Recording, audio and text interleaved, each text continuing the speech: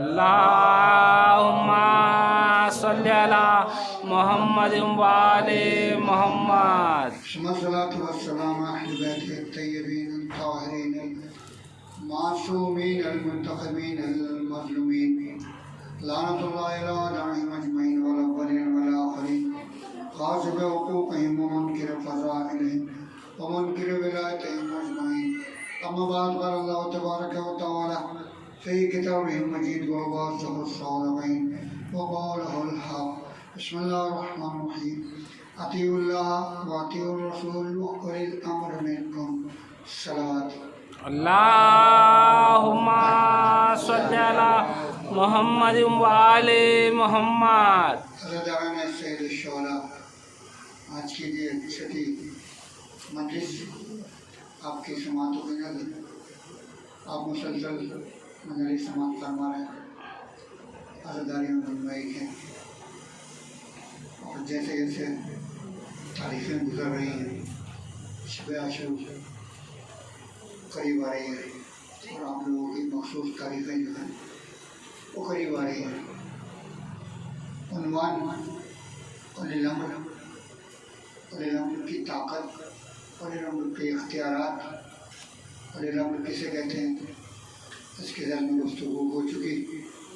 अब उलिल अम्र जो लोग अपना दावा करते हैं कि हम उलिल अम्र हैं या हम खुदा हैं। फ़िरौन ने दावा किया कि मैं खुदा हूँ, दावा किया ना। तो कुरान ने कहा, आप हज़ार बार आपने मजलिसों में सुना होगा ज़ाकिरीन से, उलमाए किराम से, और कुरान में पढ़ा होगा कि फ़िरौन ने दावा किया कि मैं खुदा हूँ। अब जो खुदा हूँ तो एक मौका ऐसा भी आया कि उसको साबित करना था कि वो खुदा है। तो जो लोग झूठे उलिल अम्र होते हैं, जो बन जाते हैं इस दुनिया में आने के बाद, उनकी इज्जत नहीं मिलती, उनको जिल्लत और रुसवाई का सामना करना पड़ता है। परवरदिगार आलम उनको रस्सी को ढीला करता है ताकि वो तौबा कर ले।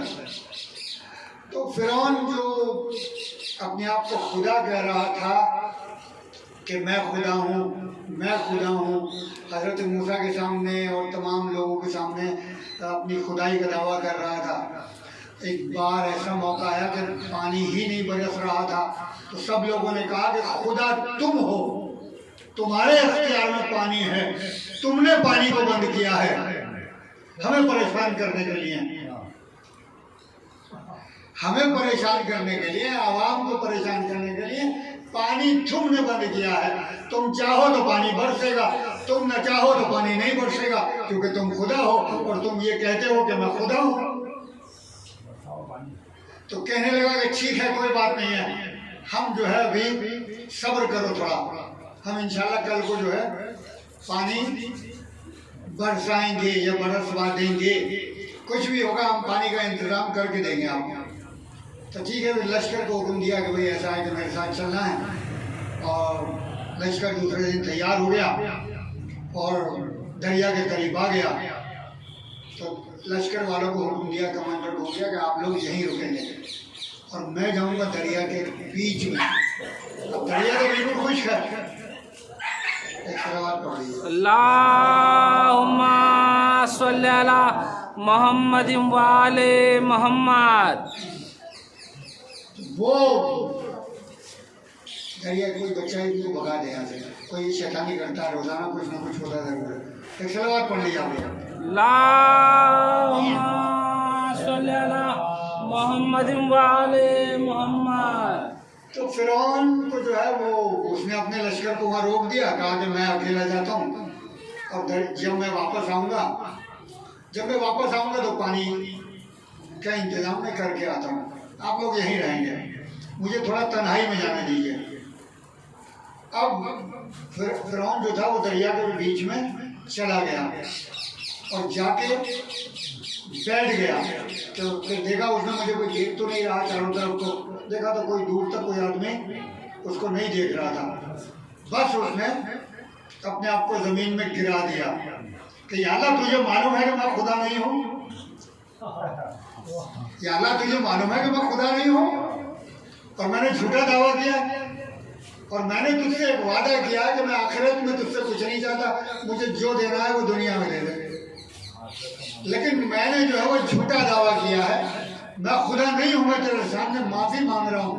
रोने लगा, जमीन में जो है वो लेट गया वो कि परवरदिगार मुझे माफ कर दे, तू पानी बरसा दे, इस वक्त मेरी इज्जत का सवाल है और तू इज्जतों का मालिक है, तू मेरा मालिक है, तू परवरदिगार है, मेरा दावा जो है वो झूठा है, लेकिन मेरी इज्जत तेरे हाथ में है, मैं आखिरत में कुछ नहीं चाहता, मुझे जो है वो यहाँ पर वो ये कर ले। परवरदिगार आलम ने कहा ठीक है, जब तू रो रहा था बहुत बुरी तरीके से, आंसू निकल रहे थे, दहाड़े मार रहा था, परवरदिगार तेरे अलावा कोई नहीं है, तू ही इज्जत का बचाने वाला है। परवरदिगार आलम क्योंकि रहीम व करीम है, उसने कहा ठीक है, आखिरत में तेरा कुछ नहीं है, चलो पानी बरसा दो। बस परवरदिगार का ये हुक्म कि पानी बरसा दो, पानी बरसने लगा। दौड़ता लश्कर के पास आया कि देखो पानी बरस गया कि नहीं बरस गया, देखो पानी बरसा कि नहीं बरसा। तो कहा कि आप वहां क्यों गए थे, कहा वहां यही तो बात है बस कि वहां जो मेरे फरिश्ते हैं मैं उनको हुक्म करने के लिए गया था कि पानी क्यों नहीं बरसाते। तो देखा आपने कि झूठा ओले लम्र जो है और जो अपने आप को सब कुछ कहता है, लेकिन आता वही है जहाँ पर उसको आना चाहिए। एक सलावत पढ़ दिए। अल्लाहुम्मा सल्ली अला मोहम्मद वाले मोहम्मद। अब मौलाए कायनात के मुकाबले में भी ओले लम्र बहुत ज्यादा फला हमारे पास अथॉरिटी है, हम देंगे, हम ये करेंगे, हम वो करेंगे, करते थे लोग, किया करें, लेकिन नहीं कर सके वो लोग, क्योंकि ओले लम्र है, ओले लम्र है। अब ओले लम्र क्या है? तो मौलाए अली रज़ा अलैहिस्सलाम, अल्लाहुम्मा सल्ली अला मोहम्मद वाले मोहम्मद। ऐसा पानी नहीं बरस रहा, मौला बहुत शायद का आलम है, खेती सूखी हुई है, ये सूखा हुआ है, मौला पानी नहीं है, पब्लिक परेशान है, कुछ कीजिए। तो मौला ने कहा ठीक है, इंशाल्लाह दुआ करेंगे, आप लोग ऐसा करो, कल को सब लोग जमा हो जाओ, इंशाल्लाह हम लोग दुआ करेंगे। ये नहीं कहा कि मैं ये देखिए ओले लम्र हैं, ओरिजिनल बिल्कुल परवरदिगार के इलाही नुमाइंदे हैं। कहा ठीक है, आ जाओ, हम लोग दुआ करेंगे। दुआ की, पानी बरस गया। अरे ऐसा पानी बरसा के लोगों ने यादगार पानी बरसा। तो वहाँ एक झूठे आदमी ने दावा किया कि भाई मैं भी ओले लम्र हूँ, मैं भी जो है इमाम के तरीके से पानी बरसवा सकता हूँ। तो कहा या हजरत, फला शख्स ने दावा किया है कि वो भी पानी बरसवा सकता है। कहा हाँ, वो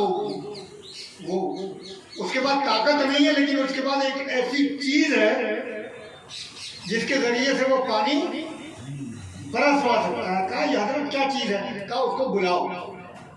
उसको बुलाया गया, कहा दुआ करो। वो मैदान में सबके सामने आया और रोते रोते उसने दुआ की, पानी बरसने लगा। याद रख, इसके पास भी कुछ ताकत है? कहा नहीं, इसके पास एक ऐसी चीज है जिसके जरिए से ये पानी बरसवा सकता है। वो हजरत ये क्या चीज है? होगा, इसको बुलाओ यहाँ पर। बुलाया मौला के पास। मौला ने कहा ठीक है भाई, वाह, आपने बहुत अच्छा काम किया कि पानी बरसवा दिया, पब्लिक परेशान थी। तो मौला ये आपको तो मालूम है मौलाना ने कहा मुझे मालूम है, अगर मुट्ठी में दिखाओ क्या है। तो मुट्ठी में बताया, भैया हजरत आपको तो मालूम है। बोले नहीं, मुट्ठी में दिखाओ क्या है। देखा तो एक सूखी हुई हड्डी थी। कहा कि भाई, अब मौलाना ने कहा कि मैं बताऊं कि ये हड्डी किसकी है, ये कैसी हड्डी है। कहने लगा या हजरत आप बेहतर जानते हैं। कहा ये एक नबी की हड्डी है, जिसके वसीले से ये दुआ करता है तो पानी बरसता है। सुभान अल्लाह। तो एक नबी की जो इस दुनिया में नहीं है, उसकी हड्डी वसीला अगर बन जाए तो पानी बरस सकता है। और कोई अगर अल्लाह का औलिल अम्र बनफ्से नफीस दुआ करे तो क्या पानी नहीं बरसेगा? पानी बरसेगा। बिल्कुल एक बात पढ़ दे, अल्लाहुम्मा सल्ली अला मोहम्मद व आले मोहम्मद। औलिल अम्र की ताकत है। हजरत दाऊद ने परवरदिगार आलम से दुआ की कि परवरदिगार आलम मुझे ये बता दे कि मेरा पड़ोसी कौन है, जन्नत में मेरा हमनशीन कौन है। तो कहा ठीक है, जाओ इस शहर के दरवाजे के बाहर निकल जाओ, बाहर चले जाओ, वहां पर आपको जो पहला आदमी मिलेगा वो आपका पड़ोसी है। सुबह को आए तो देखा कि एक शख्स है जो लकड़ियां काट के बेचने की नियत से वहां पर बैठा हुआ है।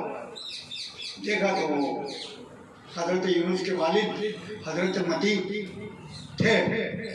कहा कि भाई आप क्यों बैठे हो? कि मैं लकड़ियां काट के लेकर के आया हूँ और ये मैं बेचने के लिए आया हूँ, ताकि कोई खरीदार आएगा, परवरदिगार देखेगा तो उसको बेच दूंगा। क्या मसला क्या है? कहा मैं आपका मेहमान बनना चाहता हूँ। हजरत दाऊद ने कहा, उन्होंने कहा ठीक है, कोई बात नहीं, मेहमान तो अल्लाह की तरफ से भेजा हुआ फरिश्ता है, आप चलिएगा, मेरी अभी लकड़ियाँ बिक जाएंगी, मैं भी आपको अपने घर लेकर के चलूँगा और साथ में ही दोपहर को खाना खाएंगे। भाई ये कहना था कि सामने से ग्राहक आया, उसने कहा लकड़ियाँ बिकी, कहाँ था बेचने के लिए बैठे हैं। ग्राहक आया, लकड़ियाँ बिकी, आपको घर लेकर के आ गया। अब उसने खाना तैयार किया, हजरत मजी ने, और खाना तैयार करने के बाद दस्तरखान लगाया और उनको खाना खिलाया। खाना जब खिला दिया, साहब शेर हो गया, तो साहब मैं अब रोने लगे, बहुत ज़्यादा रोने लगे, इतने रोने लगे। साहब रो क्यों रहे?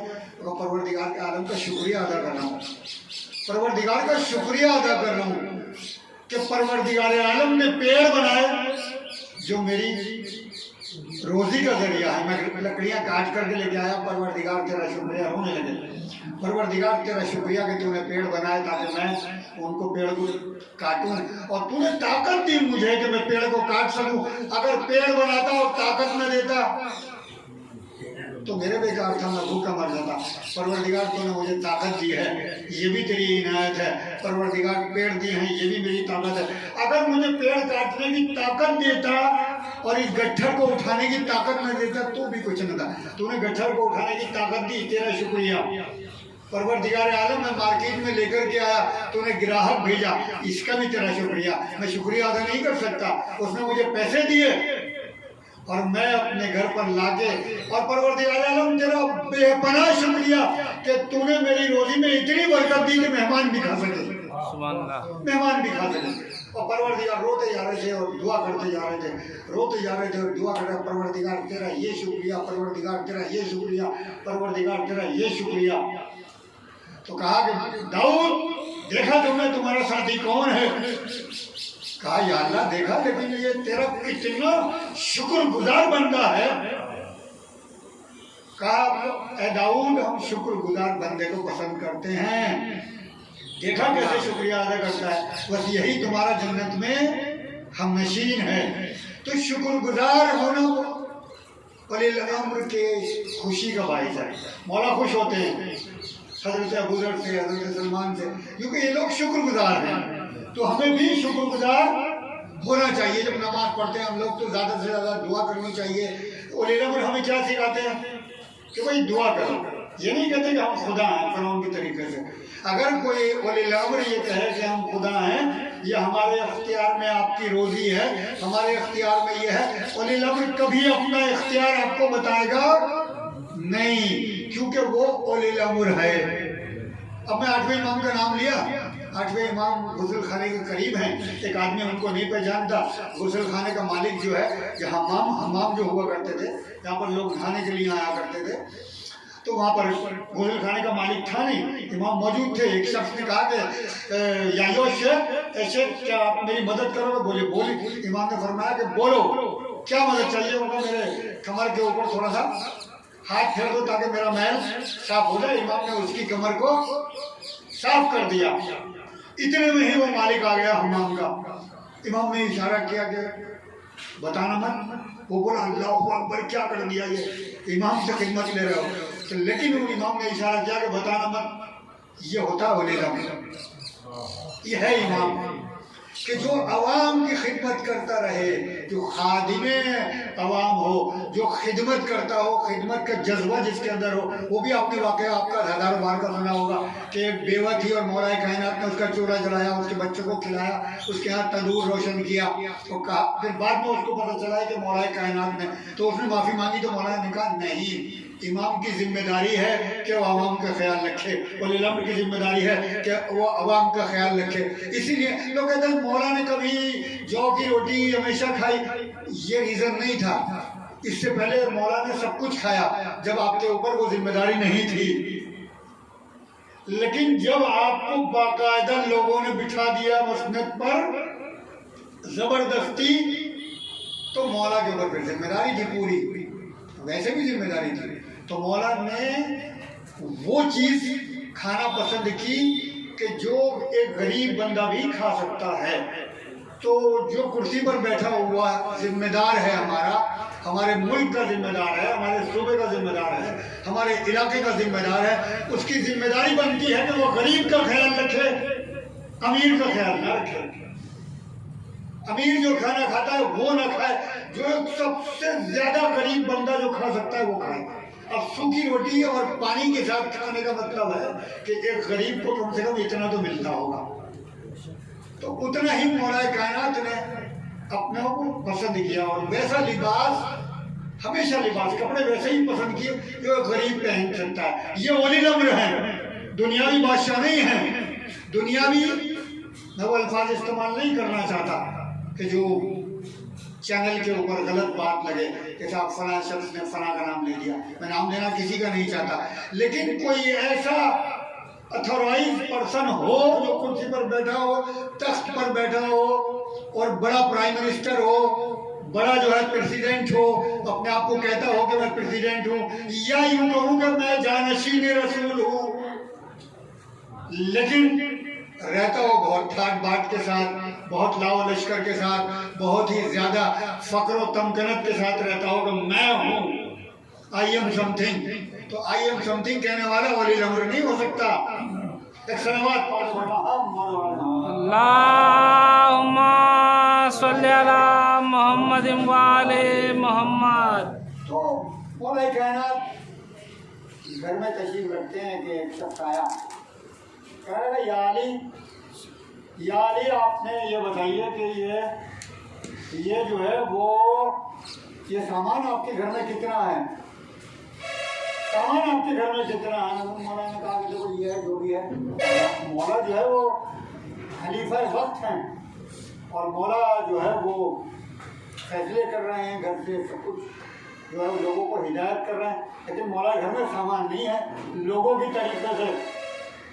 लोगों के घर में तो बहुत ज़्यादा सामान हुआ करता था, बहुत कीमती सामान, सोने जवाहरात और चांदी के बर्तन और फला के बर्तन। मौला के वहाँ बिल्कुल सादे से बर्तन हैं और सादे से कपड़े हैं। तो मौला से पूछ रहा है कि मौला ये बताइए कि आपके घर में ये सामान क्यों नहीं है। मौला ने फरमाया कि ये किराए का घर है, जबकि मौला का अपना घर था। लेकिन मौला ने समझाया कि ये किराए का घर है, किराए के घर में सादा सामान अच्छा नहीं होता। किराए के घर में कोई भी अक्लमंद आदमी ज्यादा सामान नहीं खरीदता, क्योंकि उसको घर तो बदलना है, घर छोड़ के जाना है। मौला उसको समझा रहे हैं घर जो है वो बदलना है, ये दुनिया छोड़ के उस दुनिया में जाना है। तो इस घर में ज्यादा सामान की क्या जरूरत है। तो इस दुनिया में अगर कोई और वली अम्र होता या कोई और बादशाह होता तो वो इकट्ठा करता है, क्योंकि उसे इस दुनिया में रहना है। मौला ने कहा कि इस दुनिया में किराए का मकान है, क्या मौला का अपना मकान था, लेकिन क्या है कि किराए के मकान में सामान की ज़्यादा ज़रूरत नहीं होती, और जो ज़ख़ीरा करता है वो अक्लमंद नहीं हो सकता। एक सलवात पढ़ दें। अल्लाहुम्मा सल्ली अला मुहम्मद वाले मोहम्मद। जो ज़ख़ीरा करता है वो इस दुनिया में करता है, तो वो क्या करे, वो क्या करे।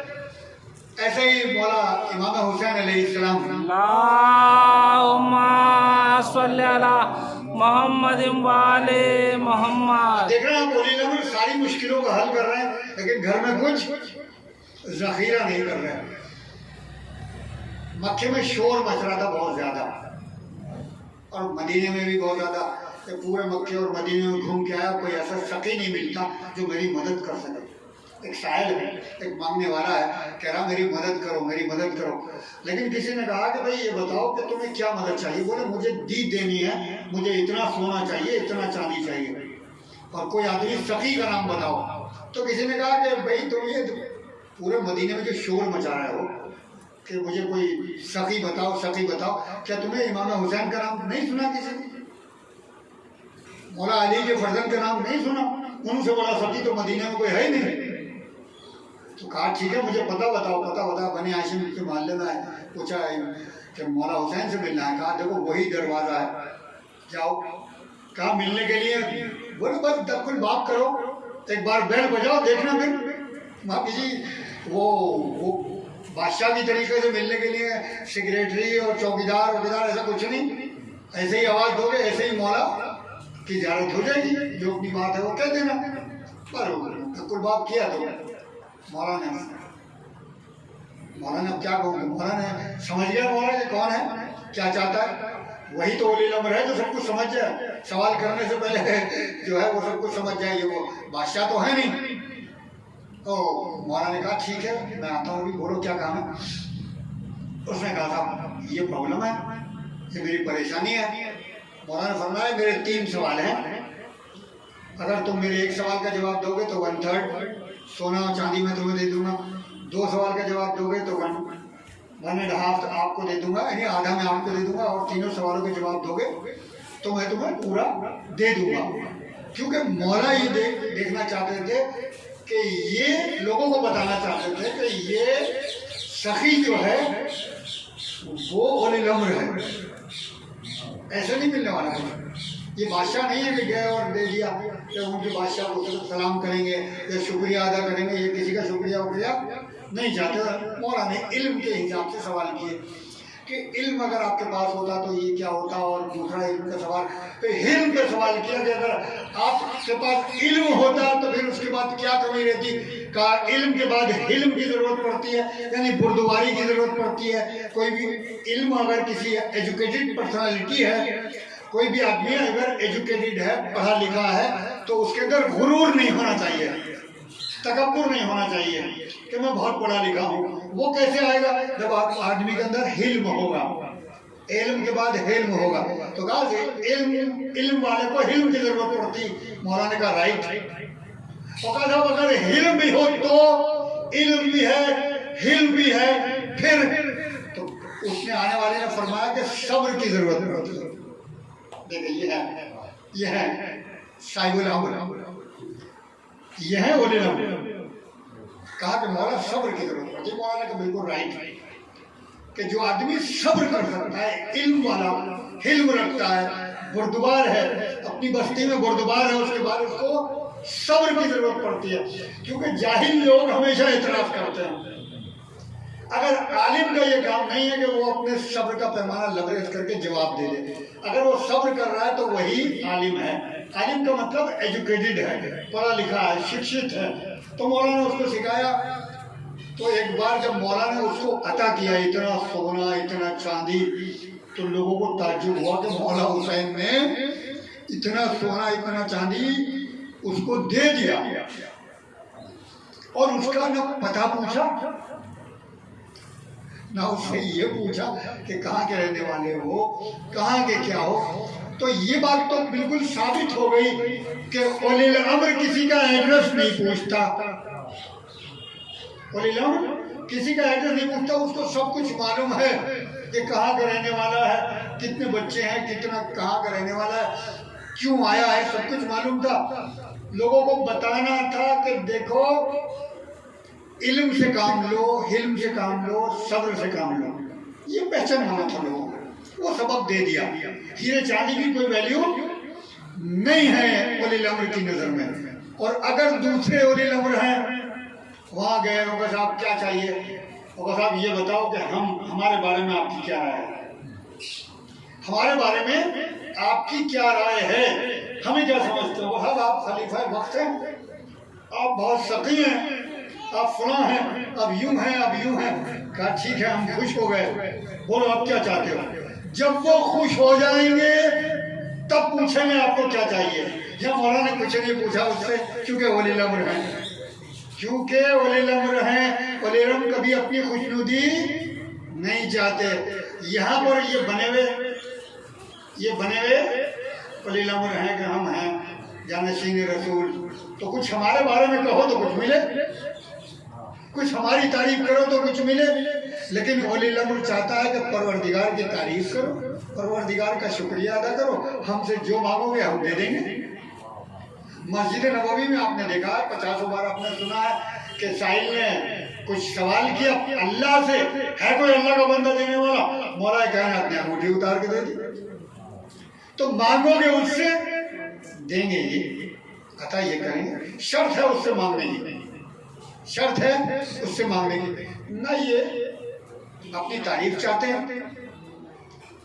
ये अपनी तारीफ नहीं चाहते, क्योंकि ये उलिल अम्र है, इलाही बंदे हैं। तो इलाही बंदा कभी अपनी तारीफ नहीं चाहता। अब बादशाह के दिल में जो है फतूर पैदा हुआ कि हजरत हुर को जो रुमाल दिया था, हजरत हुर को जो रुमाल इमाम हुसैन अलैहिस्सलाम ने बांधा था, वो उनकी कब्र से निकालना, हजरत हुर की कब्र से निकालना। वो अगर रुमाल मिल गया तो समझ लो कि बादशाहत मिल गई, और बादशाह है, कब्र खोदने के लिए कोई मना नहीं कर सकता। अब ये देखिए बनावटी है, कब्र खुदवाई, देखा तो बिल्कुल ताज़ा हजरत हुर का जनाजा रखा हुआ है, और रुमाल जो है वो चौधरी के चांद की तरीके से चमक रहा है। और उससे वो रुमाल जो है खुलवाया, जैसे ही रुमाल खुलवाया खून बहने लगा, खून बहने लगा। फौरन दूसरा रुमाल बांधा, नहीं हुआ, तीसरा बांधा, नहीं हुआ। हद ये कि बहुत देर तक उसने कोशिश की कि ये रुमाल मैं ले लूं और दूसरा रुमाल बांधूं, लेकिन खून नहीं रुका।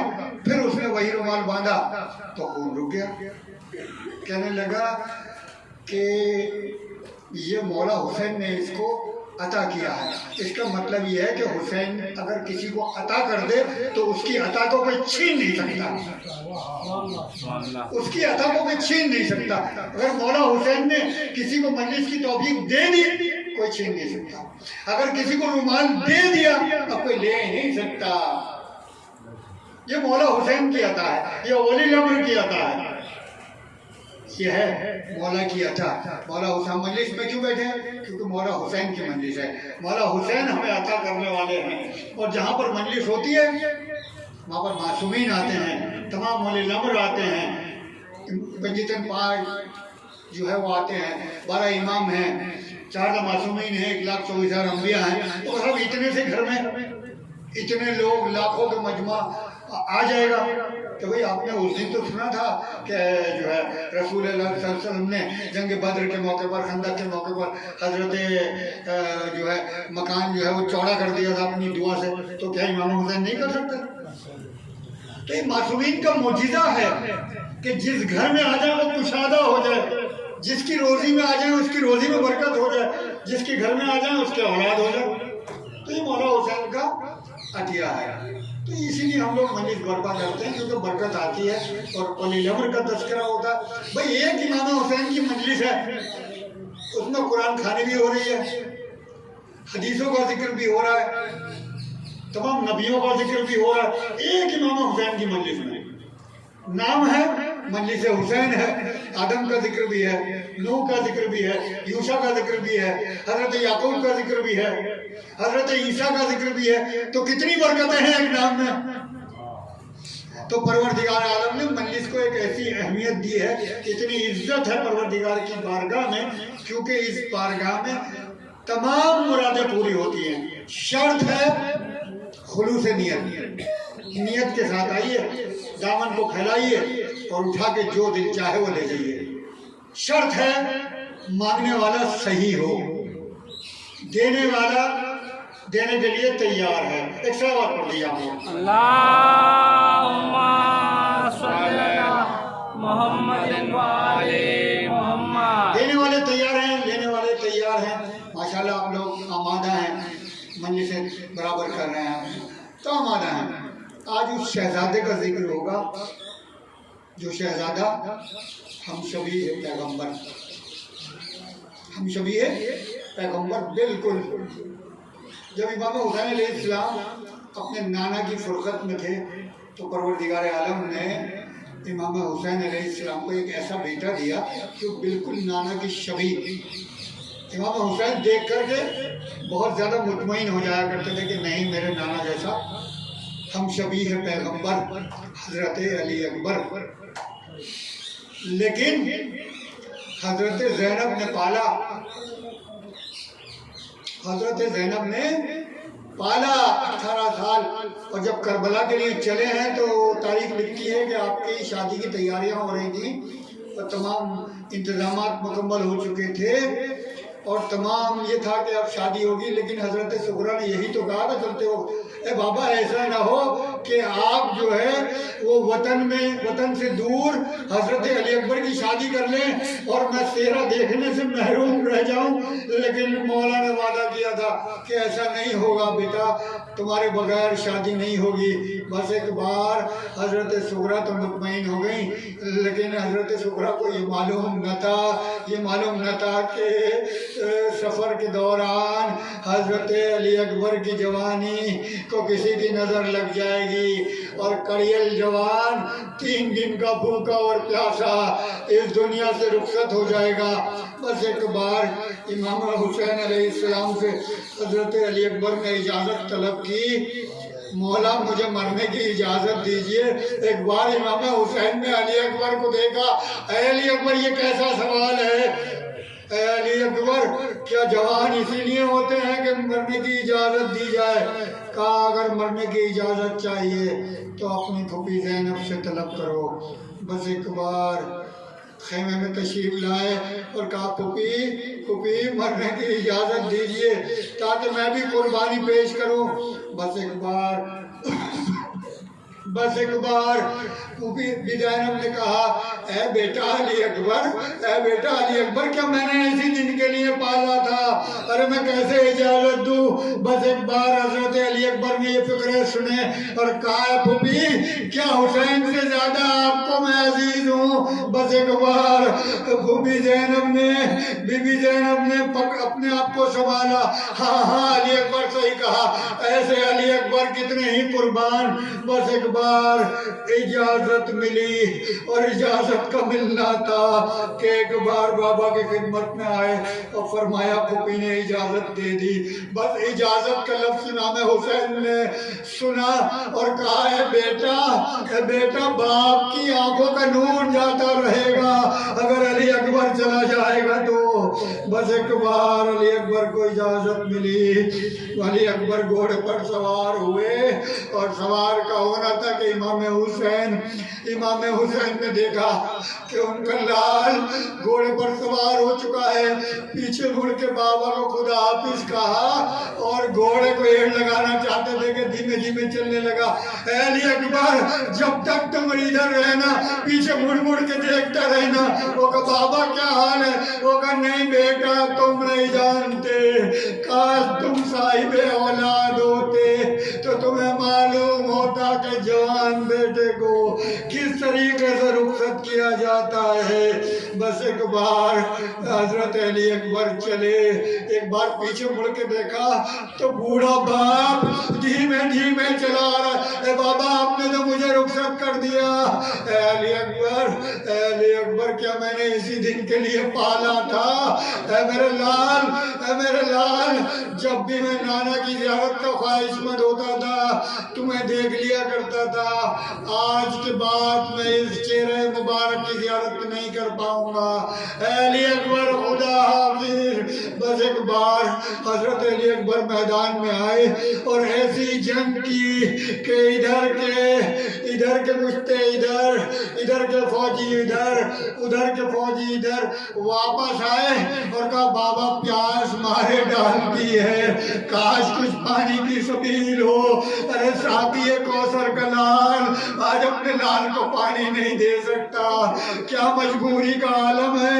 एक बार कहा अली अकबर अपनी जबान मेरे मुंह में दो, काश तुम्हें कुछ राहत मिले। बस एक बार हजरत अली अकबर ने जबान मुंह में दी और जल्दी से निकाल ली। अरे बाबा आपकी जबान में तो मुझसे भी ज्यादा कांटे हैं। कहा मेरे लाल खुदा पे जाओ। वापस मैदान विगा में आए, मैदान कारदार में आए और एक अजीमुशान जंग करने के बाद एक जालिम ने एक ऐसा भाला मारा कि सीने में उसकी अनी टूट गई और घोड़े पे संभल ना सके, जमीन पर आवाज दी ए मेरे बाबा आप पर आखिरी सलाम हो। अरे अली अकबर ने मदद के लिए नहीं बुलाया। अरे जानते थे बूढ़ा बाप जवान की मदद कैसे करेगा, लेकिन हजरत जैसे ही अली अकबर की आवाज सुनी तशरीफ लाए, देखा जवान तड़प रहा है। बस एक बार पूछा अली अकबर अरे क्या कैसे तड़प रहे हो? बस एक बार अली अकबर ने सीने पर हाथ रख दिया कि कहीं बाप ना देख ले। बस लेकिन बाप ने देखा। अली अकबर हाथ रखा और क्या देखा कि सीने में अरे नेज़े की अनी टूटी हुई है। बस एक बार अली अकबर सीने में अनी निकालता हूँ, एक बार या अली मदद कहा और सीने की अनी का निकलना था कि अली अकबर का कलेजा आ गया। हुआ मुसीबता, हुआ गुर्बता। इन्ना लिल्लाहि व इन्ना इलैहि राजिऊन। रिज़्क़ कर रहा है तस्लीम